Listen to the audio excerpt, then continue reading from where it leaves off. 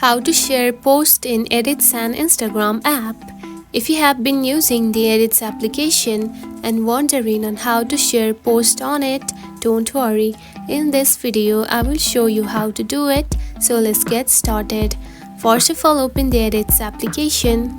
Just like this. After opening it, you will find something like this on your home screen. Now to share post, simply go to the Reels section right here. Tap on it. Now here you can find the Reels right here.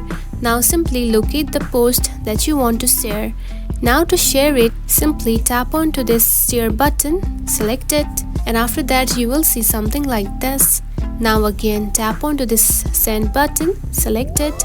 Now from here you can simply send to the person that you want to send and tap on to send. And that's it. This is how you can share post in the Edits app.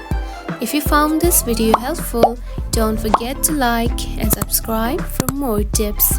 Thanks for watching.